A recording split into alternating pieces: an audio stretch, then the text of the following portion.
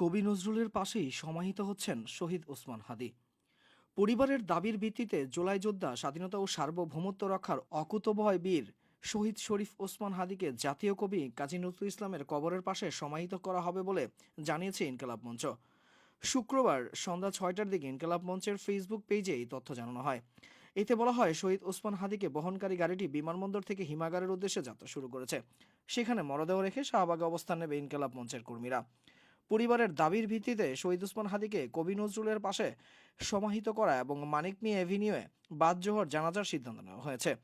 তার পরিপ্রেক্ষিতে আজকের পরিবর্তে মিছিলসহ হাদীর মরদেহ সেন্ট্রাল মসজিদে আনা হবে। ছাত্র জনতা আজ শৃঙ্খলার সঙ্গে আন্দোলন চালিয়ে যাবেন, যাতে কোনো গোষ্ঠী অনুপ্রবেশ করে আন্দোলন স্থিমিত করতে না পারে এবং সহিংসতার সুযোগ না পায়। মরদেহ দেখার কোনো সুযোগ থাকবে না। সবার কাছে শৃঙ্খলা বজায় রাখার এবং শহীদ ওসমান হাদীর জন্য দোয়া পৌঁছানোর অনুরোধ করা হচ্ছে। গত 12ই ডিসেম্বর গণসংযোগের জন্য রাজধানীর বিজয়নগর এলাকায় গেলে চলন্ত মোটরসাইকেল থেকে হাদীকে গুলি করা হয়।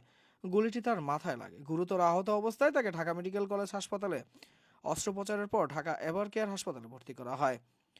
পরে উন্নত চিকিৎসার জন্য এয়ার অ্যাম্বুলেন্সে করে তাকে সিঙ্গাপুরে নেওয়া হয়। সিঙ্গাপুরে বৃহস্পতিবার 28 ডিসেম্বর রাতে চিকিৎসাধীন অবস্থায় হাদী শেষ নিঃশ্বাস ত্যাগ করেন।